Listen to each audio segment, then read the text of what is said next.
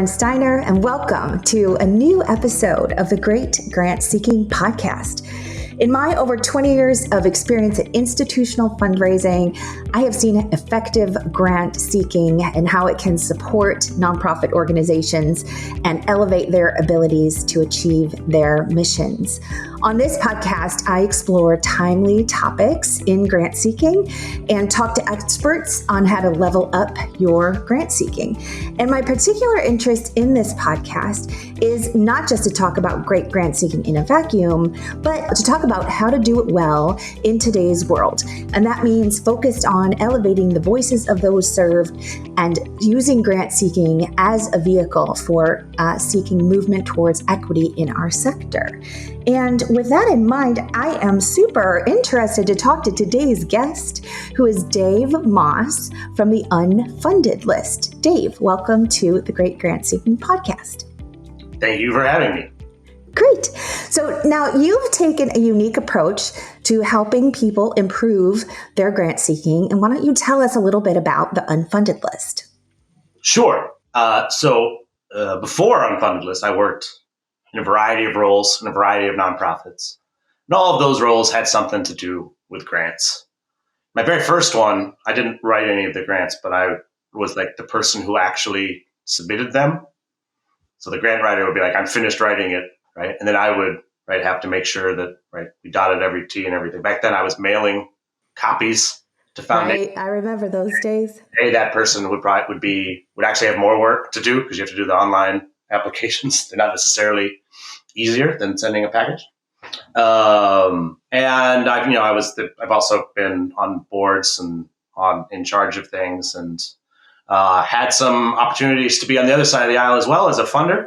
Great. And I mean, there were several formative experiences that sort of showed me that one, it's very difficult to get feedback on your grant proposals. Two, it's very helpful when you can get feedback. Yeah. On your grant proposals. And three, that right now, as it is with the normal forces at play, probably most people won't be getting feedback. Right. On grant proposals. Even when foundations or funders try, the power dynamics and the time involved and everything just make that it's not that great. Right. I had a lot of opportunities when I was writing grant proposals.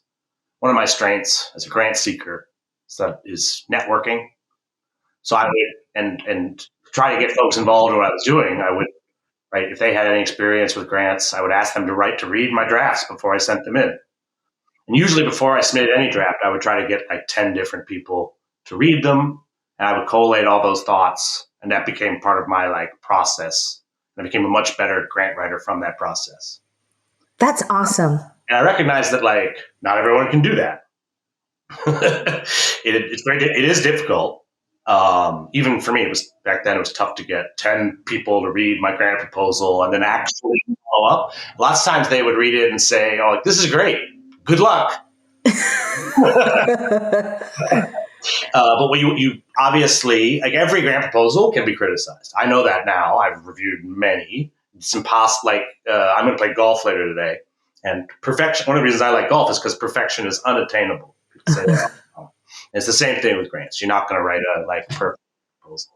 And so there's always some feedback and perspective that could be useful. Even on winning grants, I would sometimes do this after I won a grant, just to make sure my next submissions weren't stale. Years later, I learned about a program in Hollywood called the Blacklist. It's for screenplays that don't get made into movies. And I was like, oh, cool. I'll be honest here. It was a joke at first. I was like, I should start a nonprofit. We'll call it the Unfunded List. And I did it once. It became a little bit more serious for me. I was like, oh, we'll do this once. And I made a website and I asked people to submit proposals to us. And I got those folks that had been reading for me all those years. I was like, let's read for some other folks. I recruited some other people. We had 30 evaluators the first time, and about 30 people sent me proposals. And it was super helpful. We found some grants for some of them. We were helpful to all of them. I remember one of those conversations, one of the groups, after we reviewed his proposal and I spoke to him, he quit. Like he stopped doing. Wow. And I considered that actually like a pretty big success because he was not going to succeed. It was fundamentally flawed. Uh-huh. And he had been doing it for years with no one telling him that. Oh, interesting. And I believe it because of what you said about the power dynamic and the feedback loop, being so flawed. He went in another direction and is doing excellent now. And he might very well just be still banging his head against the wall back there. Yeah. But everybody who gave us a proposal that round got a full feedback report from us. And a bunch of them asked if they could do it again. They were like, can we send you can we fix this draft and send another one? So I made it. Then I filed my paperwork and founded a nonprofit. And how long ago was that? 2000. So the first round we did was 2015. Okay. And I finished that up like near the end of the year. We announced the first unfunded list on Giving Tuesday in December of 2015. Okay. And then in 2016, I decided to make it a real organization. Got it. I think we got our 501c3 in 2017. So in my mind, I've been doing this for 8.5 years. Okay. And tell us about it today. What does the Unfunded List do today? Well, we still review proposals. We reviewed 51 this spring. And they came from, there was a really diverse group. They came from all over the world. I think we've got 25 countries in there, including extremely southern organizations, right? Grantee countries. So we got proposals from Liberia, Rwanda, Somalia, and others. Lots of stuff throughout Africa and Latin America, and also a bunch of American and Canadian nonprofits doing all kinds of work. We had about 200 evaluators participate this round. I've recruited a lot more than just the dozen or so that started. One of the big surprises has been people's willingness to review proposals. They get very excited about it. And that's a really big part of our learning community here. It's not just getting your proposal reviewed, but putting yourself in the shoes of the reviewer can be helpful for your own writing while you give back to other folks. And that's what makes our program go.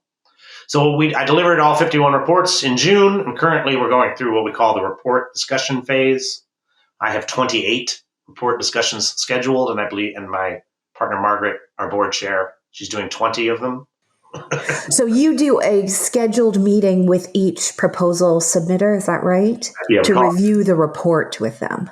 Yeah, we call it the report discussion, and they go very differently depending on how the organization, who I'm talking. So I might be talking to the founder of the organization.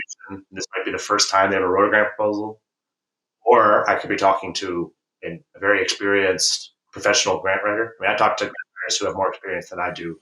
Right. Time, and I'm able to I can talk to anyone and be an expert because I'm armed with these feedback. I've had 12 people read it up before I ever talk to them. So 12 people read each proposal? Is that what you're telling me? It depends on, so my readers are volunteers and its response rate is what it is. One time I assigned 30 reviewers to a proposal and all 30 of them reviewed it. Wow. So we delivered a 250-page feedback report. That's very unusual. Usually, so I think our goal is 6, and the lowest, everybody got at least 6 reviews this round, but that was only a couple groups. I think our average was 12. Okay. So there were a few folks in this round that got 20 different reviewers. And is it a requirement that the proposal that's submitted to the unfunded list be one that has been declined somewhere? No. Okay. I think I did. It's possible that first round in 2015 that I did have that requirement. Okay. But we learned pretty quickly because people with winning proposals started asking if they could get theirs reviewed. That started happening very early on. And it's very helpful. No matter what, every proposal should go through this process. Now I'm pretty thoroughly convinced of that. There's really nothing to lose. You just give me your proposal, I'll review it. You can go do and then you get a report later. There's not much to lose. But winning proposals, it often makes a lot of sense to do this because one, you're not going to be able to yes, you won that grant, but you're not going to be able to apply to that grant again, right? The next thing you apply to will be a different program. Right. There will be different reviewers. Right. you'll want, and there might be different criteria. There might be all kinds of, and so having access to some different perspective, even on winning proposals. Right. Honestly, in terms of dollars raised, that's probably where we have more impact, just because these people already know how to win grants. Right. A lot of the like first time and rejected stuff we read is like they've never won a grant before, so it's very Right. or that hill is happens sometimes, but it's much later. I love that you found this such an interesting niche, and I love that you're calling it a learning community. I myself have been a reviewer for you, and it was super interesting and eye-opening, very good learning experience. Tell me, do the nonprofits pay for this service to you, and what is the fee for that? Yes, so there's a bunch of ways you can get a proposal to us. I think the majority of folks who've been reviewed haven't paid anything. But if you just right now, anybody can go to the website, pay $100 and have that proposal reviewed. We often partner with grant makers, and we will find a way to share the opportunity to be reviewed with their community. Every grant maker is different, so all those partnerships go different ways, right? Sometimes the grant maker just sort of covers administrative costs for me, so I can review everybody in their pool. Other times we find other ways to make the partnership work. We call that co-review. We call them co-review partnerships. We piloted it with the MIT Solve program. So I used to give feedback. We gave feedback to everybody who applied to Solve for like 3 years, just hundreds all over the world. That's awesome. And I say one of the things that I was super impressed with too, and I think really would make that $100 valuable, is one of the things you asked reviewers, and if you're getting an average of 12, you're definitely getting some interesting feedback. But one of the things you asked reviewers was, are there any funders that you think this grant proposal should be getting in front of? And I think that's really great, kind of spreading the possibilities out there for the grantees, the potential grantees. Yes. So we do ask that question. Every evaluator who evaluates a proposal, we ask them, like, do you know where they should apply?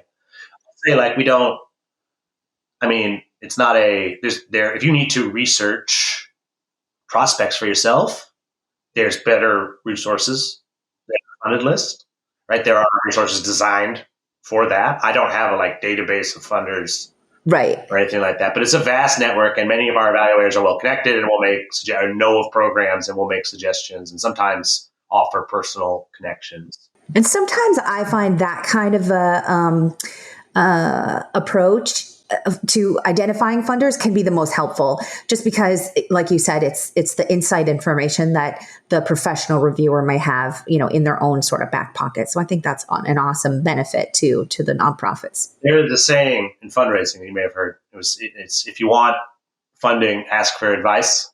If you want advice, ask for funding. Yeah, right. I think that obviously that was somewhat. It's very relevant to Unfunded List here.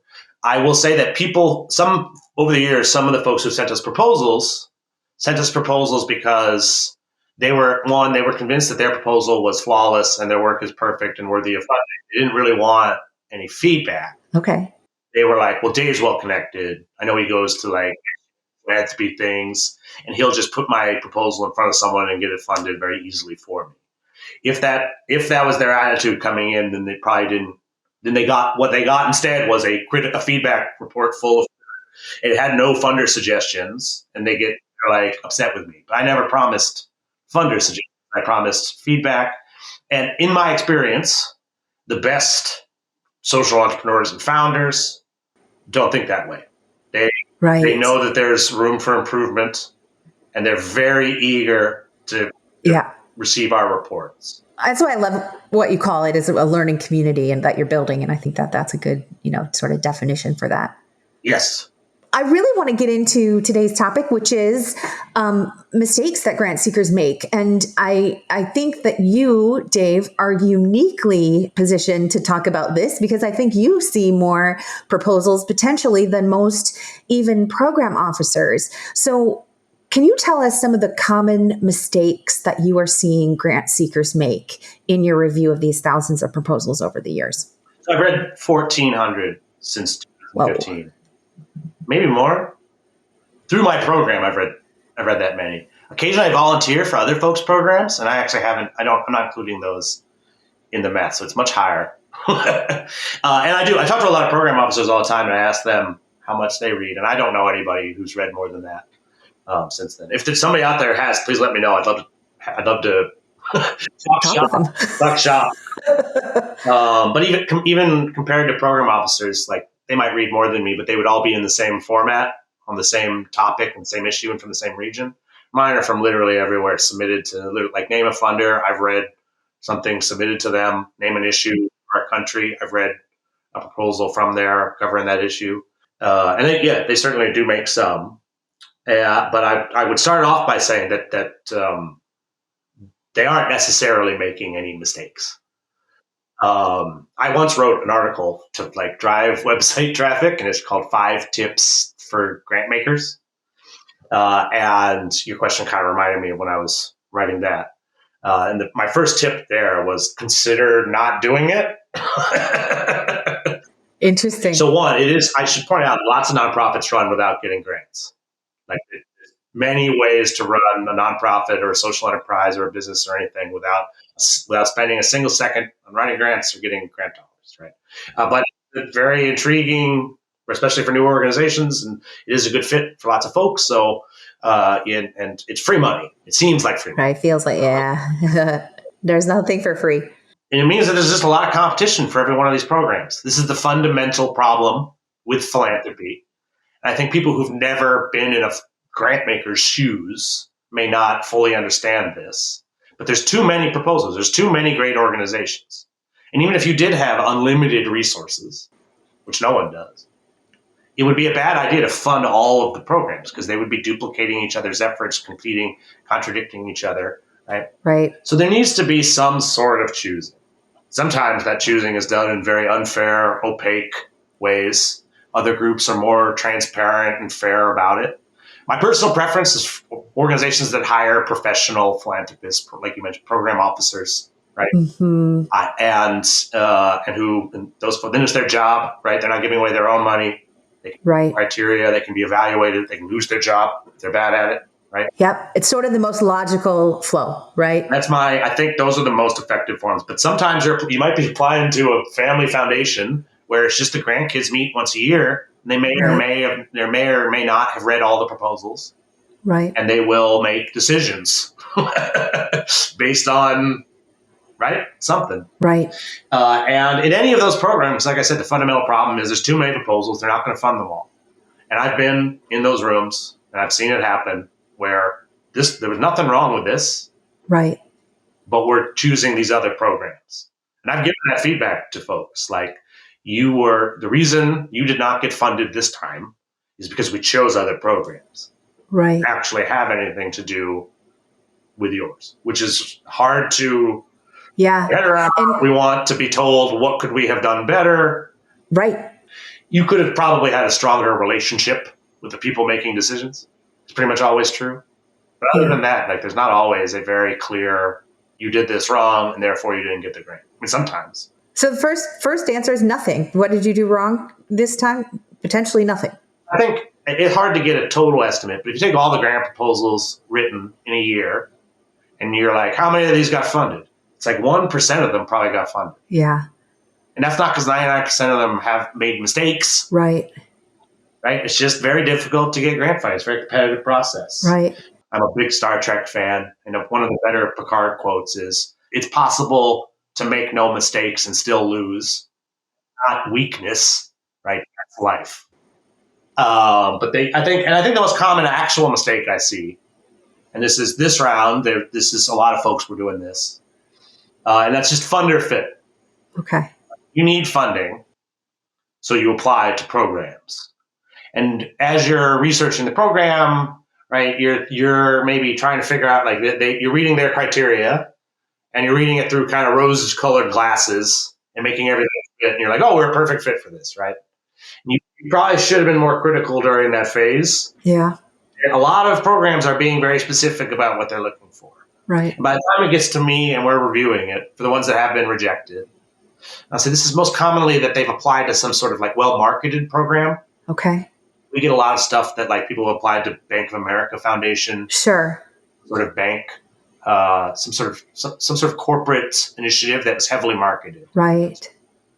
These folks found out about it. It was open. They were allowed to apply, right? And they apply. You can do some basic research here. Look at previous grantees. Sometimes like they're literally not in the region. Yeah. This has happened. I see this all the time. Like the proposal is great. They were a perfect fit for it. It's now a mystery why they didn't get funded. I had another group, and this is similar, right? You need to be eligible to apply. We had a group who did not have their C3 apply for the grant, and they actually got approved at first, and then during the diligence process, Heartbreaking. they had to get the grant taken back. And they were the foundation didn't really communicate very well, and I was the one who had to explain that was like, yes, they can't give you the. Yeah. And what people, especially new grant seekers, I find don't seem to understand is those are the criteria that funders are looking at the very, very first pass. They're going to say, no, like, does it or does it meet the criteria? If it does not, it goes in the no pile immediately, potentially. First rounds, they're going to be shortlisted. Yeah. And it doesn't matter how good those proposals are. They're looking for reasons why they can cut you. And you didn't meet those criteria. It doesn't matter. You can't. There was no amount of passion that will convince them you are in that zip code. Yeah, right. So fit, right? No fit. That's a number 2 reason. Yes. So it can be hard to figure out if you're a good fit or not. Right? Not all of these foundations are very transparent about that stuff. Other times it's pretty easy. You should apply to places where you're convinced that you're a very strong fit. Because they're going to cut most of the folks who apply, most programs. Right. Another one, there's a lot of talk about empathy and emotional intelligence especially in all sectors these days. And I think that's great.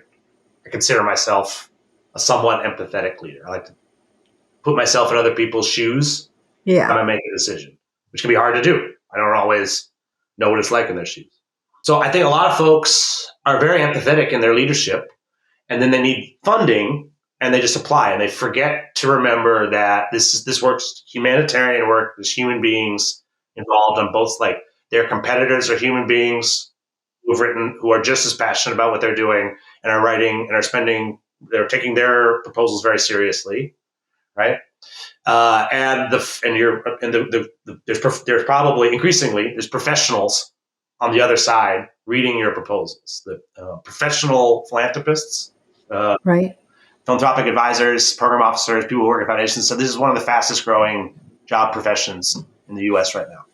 Mm-hmm. So, and this is going to continue over the next years. It's going to be very likely that like a professional person whose job it is to choose proposals is there doing it off of a set criteria. And I mean, a lot of folks are like, none of that crossed their mind through the entire proposal writing process. Right? Such a good point. I totally agree. I meet people and it sort of seems like they think they're winging something in the great Oz is making a, decision that there's not really a person behind. In their defense, it's very opaque. Yeah. It doesn't get explained. Teachers in school, they don't really know. They need grants. Maybe their board told them they have to apply for this grant. They don't, and again, this is a solvable one. Right. One, try to increasingly funders look for volunteer reviewers to read proposals. You can also you can come to Unfunded List and review proposals. Spend some time reading proposals and being in those shoes. That'll make it easier for you to look objectively at your own work and think about how someone might respond to what you're writing. Yeah, that's really good advice. Next is unanswered questions. So sometimes the proposal will ask a question, and then clearly they've copied and pasted language. Yes. Right? Oh my gosh. Says things, but really, really does not answer the question. And it could be great language, but the reader is looking for the answer to the question as they read it. So true. So true. Yes. Other times, so we review grants, we review unsubmitted grants from folks. So we have a small partnership with this fundraising boot camp, right? And everybody who went to the boot camp was encouraged to write a draft of a proposal. Okay. We gave them the opportunity to have that draft reviewed, right? So they weren't actually answering any specific questions or anything, right? This was for all of their first drafts. This was actually really fun to read because everybody knew it was their first draft. Yeah. And all these folks are very excited to keep working and to improve their drafts and stuff. Pretty much all of them, because it was their first draft, they were missing huge sections of stuff. Oftentimes, what's the action? So, I remember I did a report discussion yesterday. The group had done an excellent job of explaining who the leadership team was, explaining how much they needed. The budget was very good for a first draft of a grant proposal, and the financial narrative and all that, right? And in fact, how it would help them sustainability wise to make this investment. There was absolutely nothing in the proposal about how it would help people in the community. Ooh, that's a big one, Dave. That's a big one that I'm pretty passionate about. And what's from talking to them, it's clear that it will have a huge impact on folks in the community. And that's the reason why someone might fund that program. Right. They didn't write it in the. Yep. But the good news is they got that feedback from us, and they get to read. Yes. And I will say this too, and this is me on my soapbox, but to that point, a lot of RFPs don't even focus on the people served. A lot of RFPs and funding opportunity announcements are really focused on the organization. And I always say to organizations, if you're reading your proposal and it sounds like it's written by a narcissist in the form of an organization, because it's me, then, you're not necessarily doing it right. Focus on if one of your program recipients, if one of your stakeholders was reading this proposal, would they see themselves in it, and how do they see themselves in it? I feel like that's it's not just it's our duty as grant writers to do that, because I think that's part of elevating the voices of those served, even if that funding opportunity announcement is not asking that specific question. So I occasionally get proposals that are written on behalf of an organization, but written in the first person. Yeah. Right. So the organization is the founder. Yes. You get very confused. You think you're reading it from an organization's point of view, and then it's when I went to college and wait, who are we? Who is who? Right. Oh my God. Just there. So it's a very lonely existence writing grants for an organization you're trying to start or whatever. Yeah. I try to deliver. A piece of advice I try to give folks: if you are the founder of an organization, try to use the royal we. Try to use we and us pronouns, all the time. Yeah. When you're talking about the organ, even if you know that you're the only person involved in what you're talking about. Yeah. It'll sound more of a thing, right? And you'll sound less self-centered, right? Actually, that's what I got from. I should give credit to Scott Beal from Atlas Corps. When I first started working at Atlas Corps, I used to say I a lot, and he told me, he's you'll sound cooler if you say we, and he's right. I started doing it, and I got much better. That's great. Got much better, and it sounds like you're part of an organization, right? My last one is that we read a lot of pie in the sky proposals. Okay, the organization might be good; they're doing good work, right? But this is generally all kinds of different kinds of unrealistic requests. Most commonly, the organization is very new. They've never really done anything. Yeah. And they're asking for funding for full 6-figure salaries for a full team of people. They're trying to go from 0 to 60 like this. Yeah. I see that a lot with folks who come from another sector. Okay. And they've learned, there was a group of music executives who tried to form a nonprofit, and they put a proposal together. And they were once we are fully funded, they were thinking about this fully from a startup standpoint, right? Trying to raise philanthropic dollars. They wanted to raise several million. Yeah. And there's once we've raised that, then we can hire the staff, right? And they were going to pay everybody salaries comparable to their salaries as music executives. Right. Right. And we will begin work. Right. Then phase 2 is when we begin work. And I was this is just not how we play baseball. So what do you recommend instead? So one thing I talk about a lot in the report discussions, and I'll admit this is a little vague and not necessarily helpful for everybody, but if you want to get a social change organization off the ground, right? So we're talking about that you're going to change society with this organization. It's not just a business that's going to make money. Yeah. You're going to change society with this thing. Right? One, you should plan. Probably you're going to fail. That's difficult to do, and most people who try to change society don't succeed in changes. The number of people who have actually been able to do that are very slim. Society likes being how it is. set and how it is, it takes quite a bit of an intervention to make a change there, right? And yeah, it's happened where folks have just sort of been given a lot of money in the beginning, or were born into it or something like that, and able to like create an organization because they had access to tremendous resources from the start. That's something that's happened. If that's going to happen to you, you probably know already. Yeah. But most other folks are going to have to find some way to cheat in the beginning. Right? Like I said, society likes being how it is. Yeah. So they're not going to just let you change it. You're going to have to bend the normal rules. Yeah. Right? And one way to bend the normal rules is to be born rich. Like that is actually it's a glitch in the matrix that could allow someone to like do things that society doesn't intend. Right. Young people don't have any money. They're supposed to go into the workforce and work first, right? And contribute to society in the way that it already is, right? And turn the wheel of capitalism over and over and over again, which is fine. Lots of good stuff actually happens from that. Capitalism has lifted a lot of people out of poverty and advanced society in many ways. There's a bunch of stuff it can't do, though. And philanthropy can do some of those things. We can take the excess wealth created by philanthropy and fund programs. And that's a very new concept. There's only been excess wealth.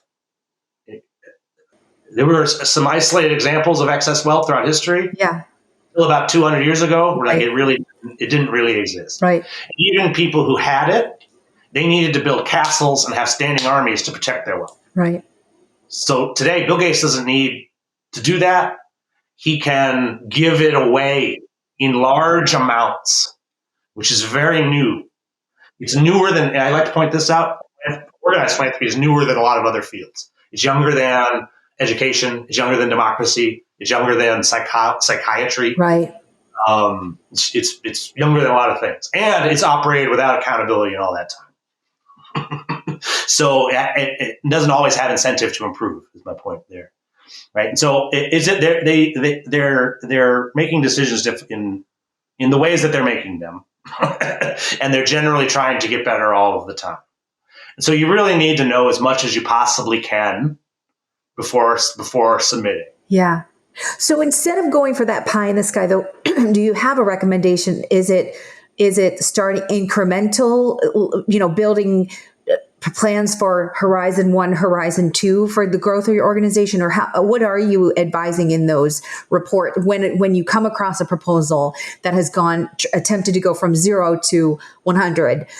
What advice are you giving them? So, I mean, generally, if you're submitting a grant proposal to organize philanthropy to fund change work, you'll have to have some sort of track record. Okay. There's exceptions to that. Yeah. Like I said, this is why I say you need to find some sort of way to cheat. You need to find some sort of way to prove you're a useful actor. Yeah. Before anyone gives you resources. Yeah. Whether you work for a while, save up some money, or you have so one of the ways I cheated for Unfunded List is, like I said, I have very good networking skills, especially when I was younger and prettier. And I think there's no default, there's no template, there's no default for how you change society or how you solve a social problem. Hopefully, you are personally affected by that problem, intimately familiar with it, and you know how to help. And if you do that, and then start helping, and if you do that, and then be able to tell the story of how you're helping, and if that's all, if you did all that, you'll probably find funders for it. So we've talked about a lot. Just to recap, the mistakes that you mentioned, the quote unquote mistakes that grantees are making. Number one, they're not necessarily making any mistakes, right? No mistakes. Number two, the fit with the funder. That's so key, right? Identifying the alignment with what that funder is interested in. Love that word, right? Yeah, alignment is good. Number three, the grant seekers didn't put themselves in the shoes of either their funder or their competitor. And I actually love that you say they're competitors, because I always think about putting yourself in the shoes of your funder when you're writing a proposal, thinking about them reading it, thinking about what universe, what ecosystem that funder is concerned with and how you address that. But I love thinking about putting yourselves in the shoes of your competitor, who is also a human being trying to change the world, right? Probably. Yeah, most likely. Or being who told ChatGPT to write something. Okay, that's a whole nother topic. We could go on and on. Number 4, the unanswered questions in the proposals. And I love this from 2 perspectives. One, that they didn't actually answer the question that the funder asked. Yes, I see that too. But 2, that the proposal itself, the narrative itself, actually raises additional questions that they've never answered, which I've found definitely when I've read and reviewed proposals. And then 5, pie in the sky requests. I've seen it too. I'd see maybe more so from, like you said, the sector changers or the new grant seekers of whatever type.